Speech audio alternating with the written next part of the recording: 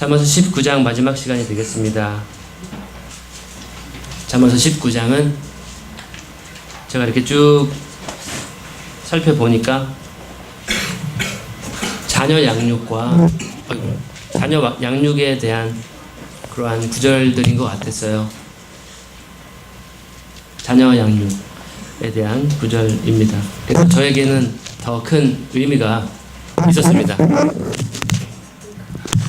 아직 태어나진 않았지만 근데 태몽 얘기가 좀 있는 것 같아요. 지금 새로운 태몽 태몽이 또 나왔다는 그런 말씀이 있었는데 계속해서 그런 열매들이 맺어졌으면 좋겠고요. 건강한 그런 새 생명들이 태어나서 또 하나님께도 기쁨이 되고 우리에게도 기쁨이 되는 그런 일들이 많이 있었으면 좋겠습니다. 먼저 잠언서 19장 오늘은 18절부터 살펴보시겠는데요. 기도로 시작하겠습니다. 하나님 아버지, 이 시간도 감사를 드립니다. 주님, 말씀에 귀를 기울이는 시간입니다. 주님이 하시는 그 말씀에 우리가 귀를 기울이게 하시고, 비록 몸은 지치고 또 피곤할지 모르겠사오나 주께서 이 말씀을 통해서 우리들에게 말씀하심으로 우리가 힘을 얻게 하시고 또 위로를 받게 하시고 또 우리로 하여금 주님의 바로 잡아주시는 그러한 교훈을 얻는 귀한 시간이 되길 원합니다. 이 시간을 사용하셔서 말씀을 듣는 저희들에게 주님의 크신 은혜를 내려주시옵소서. 참석한 모든 주님의 성도 위에 말씀으로 복을 내려 주옵소서. 모든 것을 주님께 부탁드립니다. 주님 영광 위에 사용하여 주옵시며 모든 것을 예수님의 이름으로 기도합니다. 아멘. 지난 시간에 우리는 리더십에 관련한 구절로서 오늘 19장을 살펴봤고요. 오늘은 주로 이제 자녀 양육에 대한 구절들이 아닌가 생각이 됐습니다. 하나님의 축복으로 인해서 한 남자와 한 여자가 이렇게 은혜를 통해서 만나게 되고 결혼을 하게 되면은 그 이후에 또 하나님께서는 그 결혼의 축복을 넘어서서 그 결혼을 축복하시기 위해서 또 다른 복을 주시는데 바로 그것이 태의 열매가 아닌가 생각이 됩니다. 그래서 임신을 하게 되고 출산을 하게 되고 그 다음에 직면하는 것이 자녀 양육이죠. 육아라고 하는 거죠. 사실 저는 형제로 태어나서 그런지 모르겠지만 육아에 대한 그렇게 큰 관심과 어떤 개념이 없는, 그냥 알아서 잘 클 거고 나는 그냥 아이와 함께 같이 놀면서 이렇게 철없이 하다 보면 아이는 크지 않을까라는 그런 생각을 가지고 있었는데 실질적으로 이렇게 직면을 하게 보니까 해야 될 일들이 많구나. 이 육아가 참 보통 일이 아니구나. 그러한 생각을 하게 되었습니다. 오늘은 이제 그러한 부분에 대한 구절이 아닌가 생각이 되고, 또 이제 육아를 직면하게 되면 이제 그 부부는 부부 중심으로 생활을 했다가 이제는 더 이상 부부 중심이 아닌 이제 아이 중심으로 지구가 돌아가는, 세상이 돌아가게 되는 그러한 일들이 직면하게 되는 것이 아닌가 생각이 듭니다. 감사하는 점은 성경이 그러한 자녀 양육에 대한, 그 자녀 교육에 대한 지혜까지도 한 남자와 한 여자가 만나는 것에 그치지 않고 자녀를 어떻게 양육을 해야 되는가라고 하는 부분까지도 전달을 하고 있어서 참으로 감사한 부분이 아닌가 생각이 되고요. 여기 앉아 계신 분들이 대부분 결혼 직전에 분들이시기 때문에 자녀 양육은 나에게 좀 맞지 않는 것 같다, 나에게 좀 필요하지 않는 말씀인 것 같다라고 생각을 하실 수도 있을 것 같고, 그런데 중요한 사실은 자녀 양육은 곧 무엇과 연결이 되냐면 제자 양육과 연결이 되어 있기 때문에 우리가 그리스도인이라고 한다면 누구나 다 제자 양육을, 제자로서 훈육을 받거나 또 이제는 스승으로서 제자를 양성해야 되는 것이 우리에게 직면된 그리스도인의 삶에서 뺄래야 뺄 수 없는 것이 바로 그것이거든요. 제자 훈련이라고 하는 것이거든요. 그래서 자녀 양육의 원리들은 사실 제자 양육의 원리와 똑같습니다. 그래서 우리가 흔히 놓치게 되는 부분이 뭐냐면 부모가 되면 정말로 모든 사랑과 정성을 다 쏟잖아요. 근데 정작 성경적인 제자 훈련을 못하게 되는 경우들이 많이 있고 오히려 이 아이들을 교회 학교, 주일 학교에 보내서 다른 선생님들에게 맡기는 경우가 많이 있는데 우리가 유대 가정을 이렇게 본다면 제자 양육, 그 자녀 양육을 부모님이 먼저 그들을 잘 가르치고 하나님의 말씀과 교훈과 훈계로 양육하는 것을 우리가 볼 수 있거든요. 그래서 우리 그리스도인이라고 한다면 이 자녀 양육, 제자 양육은 뗄래야 뗄 수 없는 그러한 피할 수 없는 것이다 라고 하는 그러한 관점에서 우리가 결혼하신 분이나 하지 않으신 분들이나 동일하게 이 원리들은 적용이 될 수 있는 부분이 아닌가라고 생각을 하게 됩니다.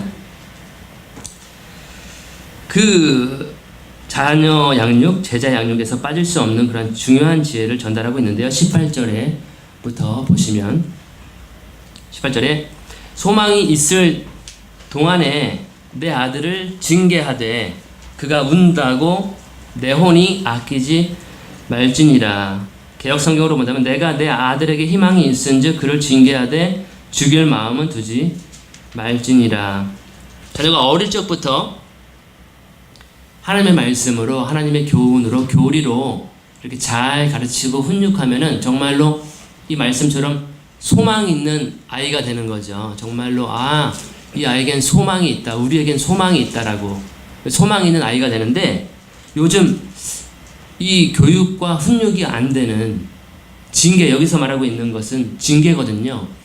자녀 양육, 제자 훈련에 빠질 수 없는 것이 바로 징계라고 하는 것이고 요즘 아이들은 이 징계와 훈육과 훈계가 없어서 문제가 되는 부분이 많이 있는 것 같아요. 오늘날 제 때를 생각하면 안 되겠지만 정말로 과거 분들을 이렇게 생각해 보면은 정말로 많이 매를 맞거든요. 제가 어릴 때만 하더라도 기억나는 것이 여자 아이가 막 소리 지르는 그러한 음성을 밖에서 들을 수가 있었어요. 왜냐하면 동네 단위의 부락이었기 때문에 지금처럼 개개인의 아파트가 아니라 방음 시설도 좋지 않은 때라서 뭐 여자 아이인데 속옷바람으로 밖에 막 내쫓아서 막 손이 발이 되도록 빌고 그런 장면들을 저희가 어렸을 때는 많이 봤었고 제 가족 중에도 한 분이 그렇게 속옷바람으로 내쫓기는 그러한 사례들을 제가 직접 눈으로 이렇게 보아왔기 때문에 징계라고 하는 것이 제 어릴 때만 하더라도 더 과거로 가면 갈수록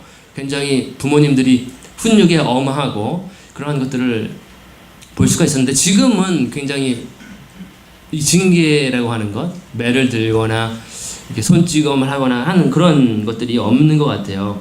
아마도 그것은 이제 저출산 시대이기 때문에 정말로 한 사람 한 자식 하나가 굉장히 정말로 귀하고 귀한 자식이 되어서 금지 오겹과 같은 그러한 자식을 징계하는 거란 참 어려운 것 같아요. 또 늦은 나이에 결혼이 늦어지고 해가지고 정말로 너무 귀한 아들이거든요. 마치 이삭과 같이 귀한 자식이기 때문에 이렇게 매를 대지 않는 경우가 있는데 그에 따르는 부작용이 많이 있는 것 같습니다. 그래서 자녀 양육의 필수 요소를 지금 18절은 이야기하고 있는데 바로 그것은 그 아이가 울더라도 그 영혼을 위해서는 매를 멈추지 말아라 라고 하는 거죠.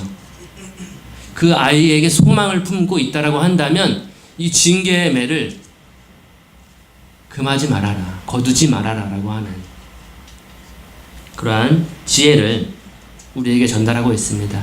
징계는 사실은 고통스러운 거예요. 아들에게도 고통스럽고 자녀에게도 고통스럽고 사실은 그 징계를 하시는 부모님이 더 고통스러울 것 같아요. 우리가 부모의 입장이 아직 안 되어봐서 모르겠지만 자식이 아파서 열이 펄펄 끓고 있으면 부모님들은 내가 대신 아파하면 좋겠다. 이 아이가 무슨 죄가 있을까라고 하는 것이 부모님의 마음이거든요. 자녀가 고통스러우면 부모님의 마음은 정말로 찢어진다라고 이야기를 하고 있습니다. 하지만 자녀 양육의 필수적인 것이 바로 징계다라고 하는 것을 우리가 이 구절을 통해서 보게 됩니다. 다음 구절로 가서 19절은 분노에 대한 구절인데요. 크게 진노하는 자는 벌을 받으리니 내가 그를 건질지라도 반드시 또 그 일을 해야 하느니라. 노하기를 맹렬히 하는 자는 벌을 받을 것이라. 내가 그를 건져주면 다시 그런 일이 생기리라. 분노에 대한 구절입니다. 요즘 유행하는 병명이 있죠. 그것은 분노 조절 장애라고 하는 그런 병명이 지금 뉴스나 우리 미디어나 잡지를 통해서 많이 그에 대한 조사와 연구와 논문들이 많이 이렇게 올라오는 것을 보게 됩니다. 근데 제가 어릴 적만 하더라도 분노 조절 장애 그런 단어는 없었어요. 정말 생소한 단어였어요. 그런데 오늘날은 유행이 된 것 같습니다. 분노를 조절하지 못하는 것이 장애로 이제 어떠한 문제, 신체적인 장애로 다루어지는 시대가 되어버렸습니다. 어찌 되었든지 간에 분노를 조절하지 못하는 자, 진노를 크게 하는 자들, 분노를 폭발하는 그러한 자들, 그럴 때는 감당할 수 없는 그러한 것들은 그 사람은 벌을 면치 못하게 된다는 거예요. 벌을 받게 된다는 것이죠.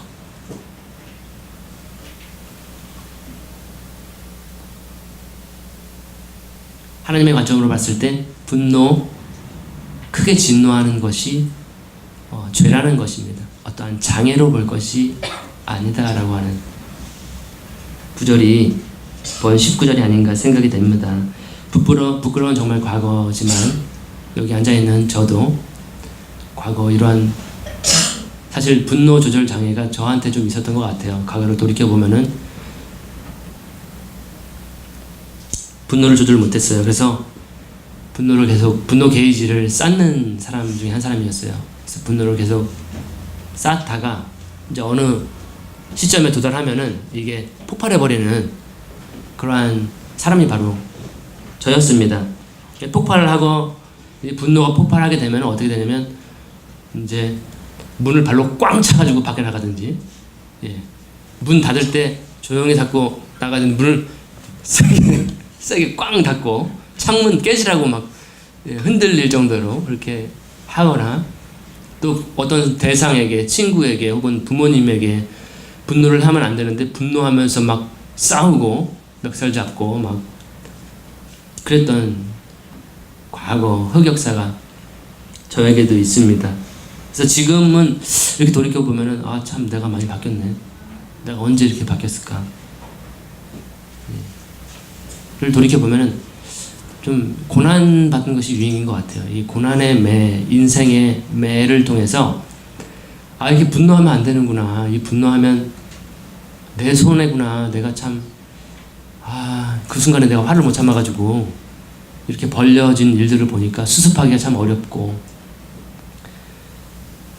그래서 자녀들에게 어릴 때부터 이 분노하지 못하도록 가르쳐야 되죠. 요즘에 아이들 이렇게 제가 제 조카들 이렇게 보면은 막 길거리에 누워서 막 거품 물고요.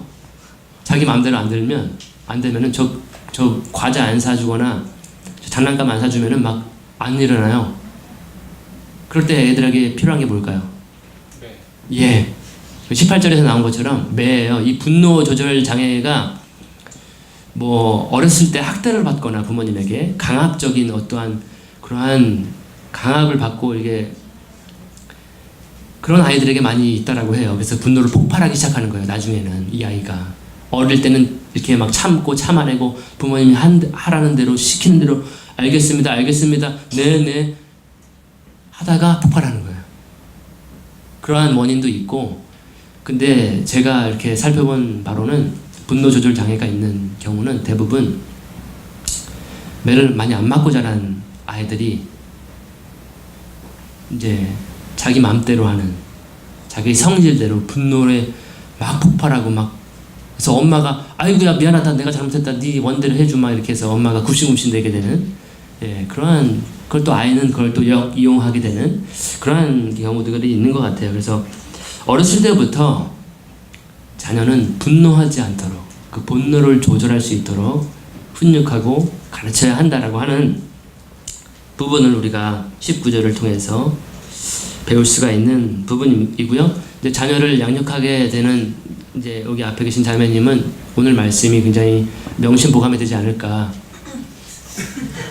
예, 또 자녀를 양육해야 하는 그러한 이제 어머니가 되실 우리 자매님들 몇 분 계신데, 예, 이러한 부분들을 우리가 잘 새겨서 우리가 자녀를 잘 양육하고 또 제자를 양육하셔야 되는 분들은 또 제자 양육을 또 이렇게 해야 된다라고 하는 도움이 되기를 바라겠습니다. 20절은 권고를 들으며 훈계를 받으라. 그리하면 내가 내 마지막 끝에 지혜롭게 되리라. 권고를 듣는 것, 어떤 수용성이죠. 내 지식으로는 내 생각과는 좀 맞지 않는다고 하는 부분이 있을 거예요. 우리가 어렸을 적에도 엄마는 왜 이렇게 이걸 말씀하실까? 왜 아빠는 저렇게 말씀하실까? 왜 선생님은 이걸 이렇게 말씀하실까? 나하고 좀 맞지 않는 부분이 있을 수가 있어요. 분명. 왜냐하면 시대차와 세대차가 있기 때문에, 생각의 차가 있기 때문에. 그렇지만 지금 이 구절은 뭘 말하냐면 권고를 들을 줄 아는 그런 수용성이 있어야 된다. 훈계를 받을 줄 아는 그런 열린 이 생각과 마음이 필요하다라고 하는 거죠. 우리하고는 좀 맞지 않더라도, 내 생각과는 좀 이해가 안 된다 하더라도 그걸 수용할 수 있는 그러한 권고를 듣고 훈계를 받는, 그러면 마지막은 지혜롭게 될 것이다 라고 하는 부분인데요. 대부분 우리는 자기가 굉장히 강합니다. 내 생각이 굉장히 강해요. 그 다음에 내가 축적해왔던 내 지혜와 지식이 굉장히 강합니다. 내 고집이 강하고 내 고정관념들이 굉장히 강한 것이 우리 한 사람 한 사람이 아닌가 생각이 돼요. 하지만 지금 이 구절은 뭘 말하고 있냐면 권고를 들을 줄 알아야 된다. 권면을 수용할 줄 알아야 된다. 훈계를 받을 줄 알아야 된다라고 하는 부분이에요. 우리가 그래서 이 독불장군은 성장과 발육을 방해가 되는 것입니다. 장애가 요인이 돼요. 자기 안에 갇혀버리게 되는 거죠.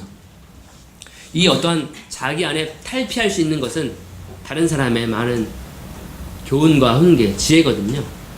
근데 듣지 않고 그냥 자기에만 몰두가 되어 있으면은 성장과 발전이 안 되는, 그냥 고만 자기가 도달하는 데까지밖에 이룰 수가 없는. 그래서 이 본 구절은 정말로 성장과 발전을 원한다면, 양육과 성장을 원한다면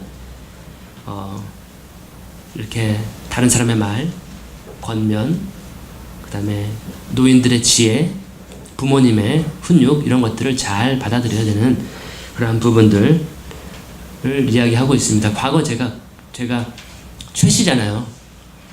최씨고 제 고집을 굉장히 셌어요. 제가 앉은 자리에 풀도 안 나는 그런 최씨라고 해가지고 산 김씨 한 명이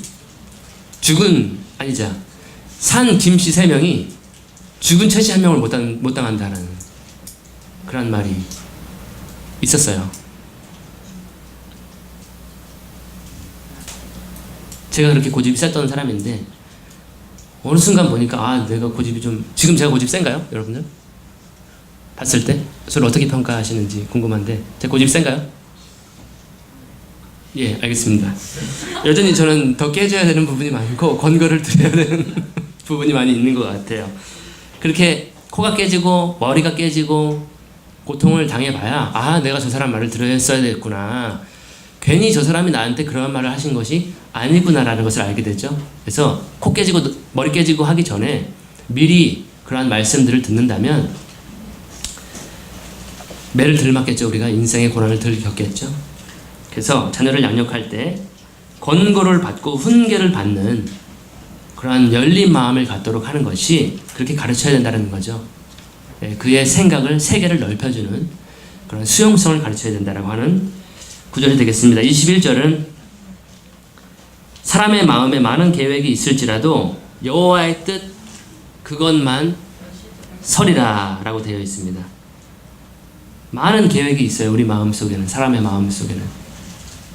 특히 이제 부모가 되면은 내가 이 아이는 정말로 내가 이렇게 해가지고 많은 계획이 세워져요. 내가 이 아이는 나처럼 인생 안 살게 하고 어렸을 때부터 영재교육, 조기교육, 수탐, 과탐, 국영수, 원어민 영어 선생님부터 해가지고 뭐 유학, 조기 유학부터 해가지고 넌 어렸을 때부터 이렇게 키워야지 해서 엄청나게 많은 것들을 이제 주입하기 시작하죠. 너는 피아노도 할 줄 알아야 돼. 너는 바이올린도 할 줄 알아야 돼. 너 발레도 해야 돼. 어렸을 때부터 뭐 온갖, 그게 부모님의 마음이 사실은 모든 걸 다 해주고 싶은 것이. 왜냐하면 내가 뭐 그렇게 못 인생을 살았기 때문에. 근데 지금 본 구절은 뭐냐면 여호와의 뜻만 서게 된다는 거예요. 우리 마음속에 많은 계획들을 세울 수가 있어요. 뭐 자녀 양육뿐만이 아니라 우리 인생에도 많은 것들을 생각하게 되죠. 이거를 할까 저거를 할까 이렇게 해서 할까 저렇게 이렇게 하면 더 낫지 않을까 저렇게 하면 더 낫지 않을까 좀 더 좋은 거 좀 더 잘 된 거 좀 더 여호와의 뜻만 서게 된다라는 거죠. 중요한 것은 뭐 계획을 세우지 않는 것이 중요한 것이 아니고요. 계획을 세워야 되는 건 맞는 거예요. 우리가 사람의 입장에서 해야 될 것은 해야 되지만 우리가 그 계획을 누구의 뜻에 맞추어서 계획을 세우느냐가 굉장히 중요한 것입니다. 이 본 구절은 여호와의 뜻에 맞추어야 된다는 거죠. 예수님처럼 내 뜻대로 마옵시고 아버지의 뜻대로 하옵소서라고 하는, 우리가 내 인생도 내 마음대로 사는 것이 아니라 내 인생을 향한 아버지의 뜻을 구하는 것, 이것이 굉장히 중요하고, 자녀를 양육할 때, 제자를 양육할 때도 마찬가지로 내 욕심과 내 바램과 내 이상과 목표를 추구하기 위해서, 자녀를 통해서 얻기 위해서 정말로 하늘에 있는 캐슬을 이루려고 하지 말고 하나님의 캐슬에 있는 하나님의 뜻을 이루려고 열심히 우리 그 뜻을 구해야 된다라고 하는 것을 이야기하고 있습니다. 내 뜻이 아니라, 부모님의 뜻이 아니라 하나님 아버지의 뜻이 이루어지게 하옵소서라고 하는 자녀를 향한 그 기도가 드려져야 되는 것을, 자녀로 하여금 너를 향한 하나님의 뜻을 너 스스로 찾아보자. 부모가 되었을 때에는 그래, 너를 향한 하나님의 뜻이 무엇인지 우리가 한번 구해보자 라고 하는 하나님의 뜻을 구하도록 가르쳐야 된다는 거죠. 자녀로 하여금. 22절을 보겠습니다. 사람에게서 바랄 바는 그의 친절함이거니와 가난한 자가 거짓말쟁이보다 나으니라. 이 구절이 저는 사실 저에게는 가장 어려웠던 구절이었습니다. 이 무슨 말인가? 22절 개역 성경으로 보면 사람은 자기의 인자함으로 남에게 사모함을 받느니라. 가난한 자는 거짓말하는 자보다 나으니라 되어 있습니다. 근데 핵심을 우리가 찾아본다면 인자함 혹은 친절함에 대한 구절이 아닌가, 제가 결론을 내려봤습니다. 가난한 자는 사모함을 받을 것이다 라고 하는 부분이고, 반면에 거짓말하는 자는 그 인자함이 없어가지고 혹은 친절함이 없어서 사모함을 받지 못한다라는 그런 의미인 것 같았어요. 결국에 친절함과 인자함은 남에게 사모함을 받게 한다라는 거죠. 대인관계에 있어서 친절함과 인자함은 필수적인 거라는 겁니다. 근데 우리가 성경적인 관점에서 인자와 그 친절함을 본다면 대인관계의 유익을 넘어서서 인자함, 그 친절함은 성령의 열매예요. 또 사랑의 속성이기도 합니다. 사랑은 오래 참고, 사랑은 다음에가 온유하며라고 하는 그 단어가, 그 온유하며가 대인관계에서 그 친절함을, 인자함을 이야기하는 것이거든요. 그래서 우리는 자녀들에게 친절함과 인자함을 가르쳐야 됩니다. 모든 사람에게 더불어 이 친절한 것, 인자함을 보여주도록 자녀를 양육을 해야 돼요. 어릴 때부터. 이것이 이루어지지 않는다면 이 불친절한 말과 언행, 행동, 표정, 이런 것이 인격화되어 버릴 수 있다는 거죠. 자녀가. 그래서 우리는 자녀에게 친절함과 인자함을, 그 사랑의 속성을 가르쳐야 된다라고 하는 것입니다. 23절에 경외와 관련된 구절인데, 여호와를 두려워함이 생명에 이르게 하나니 그것을 지닌 자는 흡족히 지내고 재앙으로 징벌을 받지 아니하리라. 경외함, 만약에 세상 사람들이 우리에게 질문을 묻는다면 어떠한 질문이냐면 정말로 여러분들 내가 봤을 때 크리스찬이라고 했을 때 당신은 그 기쁨의 비결이 무엇입니까? 만족되고 당신과 같이 충족된 삶, 당신은 정말로 만족할 수 없는 상황임에도 불구하고 행복할 수 없는 상황에도 불구하고 당신은 왜 이렇게 충족되고 만족된 자족하는 족한 인생을 사십니까? 라고 물어봤을 때 우리가 답할 수 있는 답은 바로 이 구절의 내용처럼 여호와를 경외하는 삶입니다. 여호와를 섬기는 삶입니다. 여호와를 두려워하는 삶이 족한 제 인생에 만족을 주는 삶이 되고 있습니다라고 하는 거죠. 여호와를 경외함? 여호와를 경외하는 것이 무엇입니까? 라고 물어보겠죠. 그러면 여호와를 경외하는 것이 무엇일까? 여호와를 두려워하는 것이 무엇일까? 그건 온 율법을 우리가 이렇게 함축하면 되겠죠. 바로 하나님을 사랑하는 거죠. 내 힘과 목숨과 뜻을 다해서 하나님을 사랑하는 것. 그와 같이 또 우리 이웃을 사랑하는 것. 이것이 여호와를 경외하는 삶이 아닌가. 그런 삶을 살아간다면 그것이 생명에 이르게 하는 그러한 삶이다. 그 사람은 재앙을 피하게 되고 징계를 피하게 된다. 재앙을 만나지 않는 그러한 삶을 살게 된다. 라고 우리가 가르칠 수가 있겠습니다. 그래서 자녀에게 우리는 여호와를 경외하는 삶을, 그것이 지혜의 근본임을, 그것이 지식의 근본임을 자녀에게 가르치고 양육해야 된다. 24절은 게으름에 관한 구절입니다. 게으름은 너무나도 많이 반복되는 것이 잠언에서 정말로 귀에 못이 박히도록 들은 부분이 게으름입니다. 24절에 게으른 자는 자기 손을 품에 감추고 그것을 다시 자기 입으로 가져가려 하지도 아니하니라. 게으른 자는 자기 손을 그릇에 넣고서도 입으로 올리기를 괴로워하느니라. 이런 사람 보신 적 있나요? 식탁에 딱 앉았는데 이거를 못 옮겨가지고 못 먹는 사람, 이 정도의 게으름까지 이른 사람을, 도달한 사람은 이 경지의 게으름의 사람은 저는 만나보지 못했어요. 대부분 먹는 것에는 부지런하거든요. 먹는 것에는 게으르지 않아요. 굉장히 빨라요. 예. 근데 이러한 사람이 있는 것 같아요. 누워서 밥도 먹기 싫고 아무것도 하기 싫고 그냥 손이 여기 올라오는 것도 힘들어하는. 제가 어떤 사람, 게으른 사람 봤냐면 세수 안 한 사람 봤어요. 게을러가지고 아침에 일어났는데 세수도 안 하고 세수하는 사람 봤어요? 또 어떤 게으른 사람 봤냐면 양치를 안 하는 사람 봤어요. 얼마나 귀찮아서 안 돼. 양치 안 한다고. 양치하는 사람 봤어요?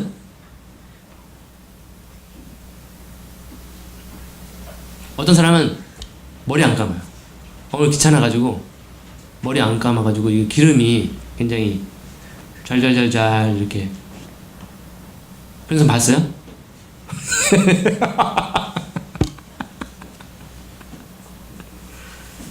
그래서 이 게으름이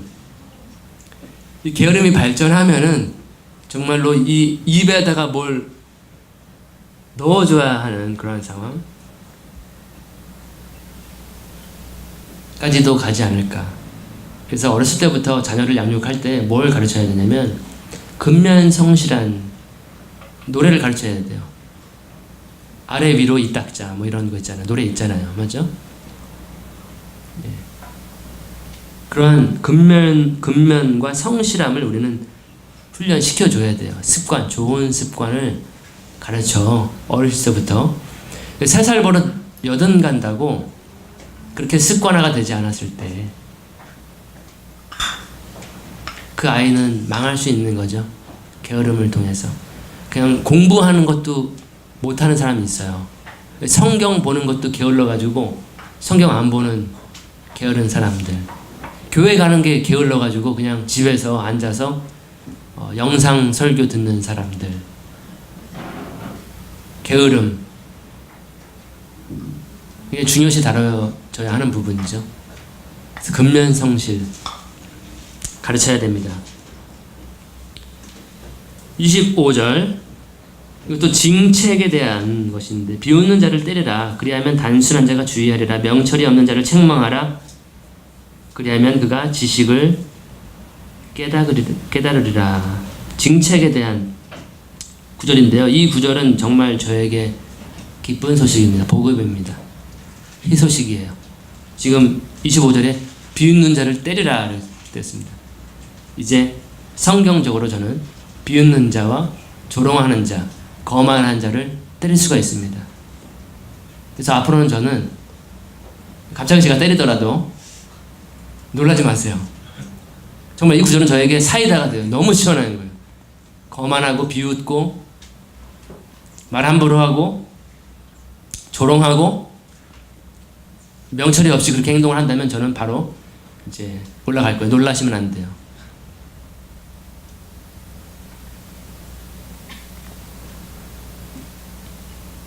근데 이 구절을 저처럼 이렇게 오해하게 해가지고 만난 사람마다 따기를 친다고 한다면 어떻게 될까요? 수갑 차야죠. 잡혀가야죠. 여기 몇 분 계신데 끌려가야죠. 이제 이 정도 돼야죠. 그래서 이 구절을 자녀 양육에 빗대어서, 우리 자녀는 때릴 수 있잖아요. 우리 남을 함부로 막 땀치고 그러면은 안 되죠.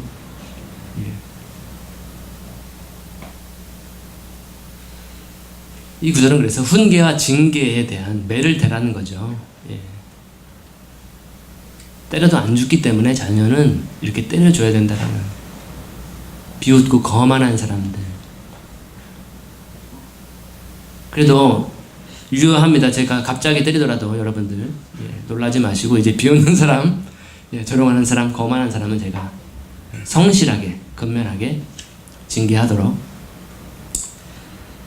하겠습니다. 그래서 조롱하고 거만한 자를 때리고, 그 지식이 없고 명철이 없는 사람을 견책해야 된다라고 하는, 그래야 그 어리석음이 달아난다라고 하는.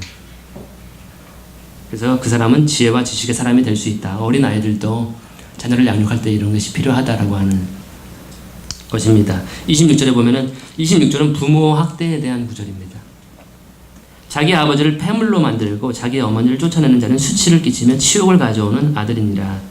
아비를 구박하고 어미를 쫓아내는 자는 부끄러움을 끼치며 능욕을 부르는 자식이니라. 그러니까 아버지와 어머니를 함부로 대하는, 공경하지도 않고 존경하지도 않고 순종하지도 않고 오히려 그냥 구박하는 거예요. 이제 지금은 부모님이 아직 힘이 있기 때문에 함부로 대들지도 못하고 멱살도 못 잡고 하는데, 이제 점점 부모님은 약해지고 힘이 없어지고, 우리 자녀를 키우기 위해서, 대학교 보내고 좋은 교육시키기 위해서 정말로 밤낮으로 고생해서 자녀를 키워놓으면 자녀가 이제 더 강해지고 건강하고 하기 때문에, 그때 대해서 이제 아버지가 나 어렸을 때 이렇게 때렸었죠. 이제 복수의 칼날을 갈고서 어머니가 했던 그 말들 난 잊을 수가 없습니다 라고 하면서 이렇게 쫓아내버리는 이러한 일들, 뭐 고려장이라고 해야 되나요? 옛날에는 부모님이 짐이 되어가지고 부모님을 멀리 산속 깊이 모셔다 드리고, 찾아올 수 없는 길에 모셔다 드리고 다시 집으로 내려오는, 근데 그것을 내 아들이 보고 똑같이 학습하는. 예. 근데 아버지와 어머니도 사람이기 때문에, 그분들이 처음 부모가 된 것이기 때문에 완벽하지 못해요. 그러한 시대를 우리가 살고 있는 거죠. 그래서 어렸을 때 부모님이 그 분한 마음에, 젊음의 마음에 자식을 구타하고 매를 들고 학대하고 이렇게 모욕을 주고 정말로 욕설을 하고 집안 가정 김을 파손하고 또 합당한 사랑을 주지 못하게 되는 그러한 경우들이 있어요. 맞죠? 우리는 파괴된 인생이고 세상이기 때문에 이미 죄로 인해서 우리는 다 하나님의 영광에 이르지 못하게 했기 때문에 부모라고 해도 완벽하지 못한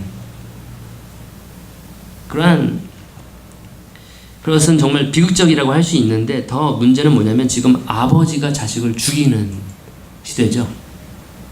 그거에 더 나아가서 자식이 부모를 죽여가지고 집에서 이렇게 송장이 썩어가지고 작은아버지가 와서 발견하고 경찰에 신고하게 되는 이러한 일들이 너무나도 지금 많이 이루어지고 있어요. 정말로 이러한 시대예요, 지금. 그 아이는 분노 조절을 못하는 거잖아요. 맞죠? 아버지와 어머니를 죽일 정도면은 그거는 어떠한 이 선을 넘어버리는 분노거든요. 참 비극인데 성경은 지금 뭐라고 이야기를 하냐면 자기 아버지 어머니를 잘못하면 그 사람은 정말 부끄러운 아들이다. 치욕스러운 아들이 되는 것이다. 능력을 부르는 자식이다. 라고 지금 성경은 이야기를 하고 있습니다. 그리고 성경은 10계명 중에 5번째 계명이 바로 부모를 공경하라고 하는 계명이에요. 부모님이 이건 조건부가 아니에요. 부모님이 부모 노릇을 잘 하면 너의 부모에게 공경하고 부모님이 부모 노릇을 잘 못하고 맨날 가정 파탄만 이루고 아동 학대만 하고 한다면 공경하지 말아라 라고 하는 구절은 아닌 것 같습니다. 이 구절은 조건부가 아니라 부모님의 조건이 어떠하든지 간에 부모를 공경하라라고 하는 10계명 하나님의 뜻이라는 거죠. 이게 약속이 있는 첫 계명이라고 바울은 이야기를 하고 부모를 공경하면 네가 이 땅에서 잘 되고 장수할 것이다 라고 그런 약속의 계명이다 라고 전달을 하고 있어요. 부모님이 악할지라도 우리는 선으로 보답하고 공경해야 된다라고 하는 것이 성경적인 가르침입니다. 그러한 예를 제가 한번 생각해 봤는데 그러한 예가 좋은 예는 별로 없는 것 같고 어떠한 예가 있을까? 부모님이 악하더라도 그 부모님에게 선으로 갚아줬던 아들이 있는가라고 했을 때 사울과 다윗의 관계가 아닌가 저는 생각이 들었습니다. 사울은 사실은 법적인 아버지죠. 다윗의. 왜냐면 아내의 아버지거든요. 사울의 딸 중에 한 명이 다윗과 결혼을 했죠. 그래서 법적인 아버지예요. 장인 어르신이에요. 그 장인 어른, 법적인 아버지는 그 다윗, 법적인 아들을 죽이려고 하죠.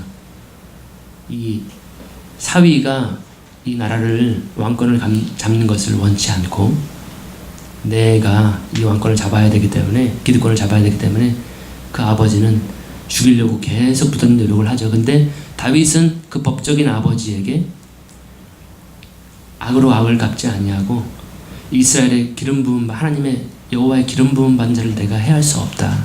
하나님께서 세운 그 권위를 내가 넘어설 수 없다. 라고 해가지고 그를 죽이지 않고 오히려 사울이 죽었을 때 그 죽음을 굉장히 아파하고 힘들어 했었어요.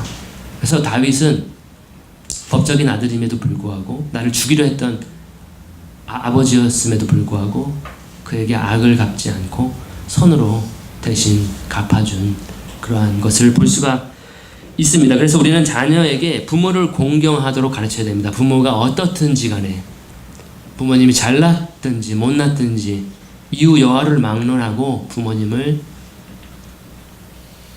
공경해야 됨을 가르쳐야 되는 거죠. 뭐 영적인 부모님에게도 적용이 되겠죠. 27절 내 아들아 이것은 이제 이단 교리에 대한 구절입니다. 지식의 말씀들을 벗어나 잘못하게 하는 훈계 듣기를 그칠지어다. 지금 우리 다음 세대, 지금 이 세대도 굉장히 지식의 홍수 속에서 살고 있습니다. 너무나도 많은 지식의 방대한 양 속에서 살아가고 있어요. 그래서 자녀들은, 어린아이들은 분별력이 없는 상태에서 이 지식도 맞는 것 같고 저것도 맞는 것 같고 저것도 맞고 이것도 내가 취하고 싶고 모든 그 지식의 방대함 속에서 자기가 원하는 것들을 여과 없이 스폰지처럼 흡수하거든요. 이러한 가운데에서 자녀들에게 진짜 진리를 알려줄 필요가 있는 거죠. 지금 우리는 상대적 진리라고 해서 내가 진리라고 믿으면 이것이 진리라는 거죠. 맞죠? 근데 성경은 절대적 진리를 가지고 있는 거예요. 변함이 없는 진리를 가지고 있는 것이, 성경이 아니라고 하는 것은 영원토록 아니라는 거죠. 성경이 죄라고 하는 것은 영원토록 죄라고 하는 것인데, 지금은 기준이 지금 모호해졌어요. 그것이 지금 우리가 살고 있는 세대입니다. 후기 현대화 사회라고 해서 포스트 모더니즘의 사회죠. 내가 기준이야. 내가 곧 정의라는 거죠. 내가 옳다라고 생각하면 이게 맞는 거고, 내가 아니다라고 생각하면 이거 틀린 거다. 기준이 모호해져 버리는 그러한 시대에 우리가 살고 있는데, 자녀들에게 우리가 아니야, 이건 절대 진리야, 변하지 않는 진리야 라고 하는 그런 것들을 가르쳐 줘야 된다는 거죠. 그래서 27절에 지식의 말씀에서 벗어나게 하는 잘못된 지식, 훈계들을 듣지 말아라 라고 하는 것들을 우리가 가르쳐 줘야 돼요. 더 나아가서는 성경 지식, 변하지 않는 진리가 있다라고 하는 것을, 하나님의 말씀이 있다라고 하는 것을 우리는 가르쳐 줘야 된다라고 하는 부분입니다. 그래서 성경 지식에 어긋나는 교훈들, 이단들, 사설들을 듣지 않도록, 거절하도록 우리는 자녀를 양육해야 된다. 이렇게 해서 우리가 자녀 양육의 그러한 성경적인 교육에 대한 것들을 살펴봤고요. 이 다음 두 구절은 그 자녀 양육, 성경적인 훈육과 교육이 없었을 때에 초래하게 되는 상황, 결과들을 이야기하고 있습니다. 28절에 보면은 경건치 아니한 증인은 판단의 공의를 비우고 사악한 자의 입은 불법을 삼키느니라. 망령된 증인은 정의를 업신여기고 악인의 입은 죄악을 삼키느니라. 이렇게 되어버려요. 이러한 자녀 양육과 훈육이 없었을 때에 이는 망령된 사람이 되어버려요. 정의가 두려워지 않게 되어버리는 거죠. 내가 곧 정의다라고 하는, 불법을 마구 삼켜버리는 사악한 그런 죄악을 항상 삼키는, 업신여기, 정의가 업신여기고 정의로운 심판도 업신여기요. 하나님께서 분명 정의롭게 세상을 공의롭게 심판하실 것이다, 죄를 완전히 멸하실 것이다 라고 하는 그러한 것에 대해 그냥 외면하게 되어버린 망령된 증인이 되어버리는 거죠.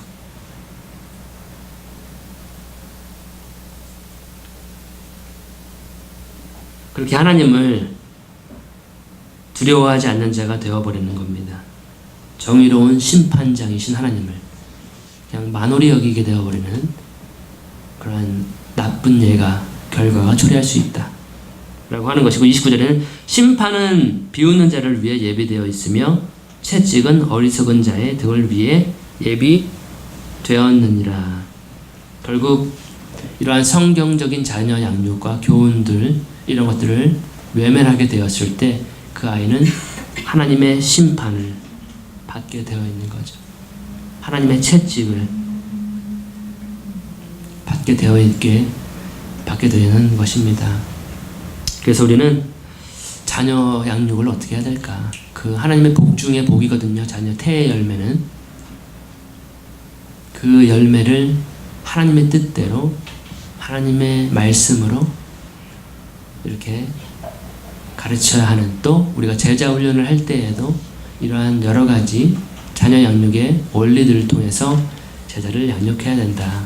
그랬을 때 그는 하나님을 두려워해서 생명 속에 속하는 지혜롭게 되는 지혜의 아들이 되고, 그 다음에 수치를 끼치지 않고 아버지 부모님께 영광을 돌리는 그러한 복된 자녀가 될 수 있다 라고 하는 그러한 자녀 양육의 지혜를 오늘 잠언서 19장 마지막 부분은 우리들에게 전달하고 있습니다. 기도로 마치겠습니다. 하나님 감사드립니다. 이렇게 귀한 말씀들을 저희에게 주심을 감사드립니다. 이 말씀대로 우리가 징계를 받고 더욱더 의로운 열매를 맺게 되는 그러한 주님의 자녀 되게 하여 주옵시고, 주님을 더욱더 경외하고 주님의 말씀에 귀를 기울이고 권면을 받고 훈계를 받아서 또 부모님을 공경해서 하나님께 칭찬받는 그러한 귀한 자녀들로 인도하여 주옵소서. 모든 시간을 감사드리고 예수님 이름으로 기도합니다. 아멘.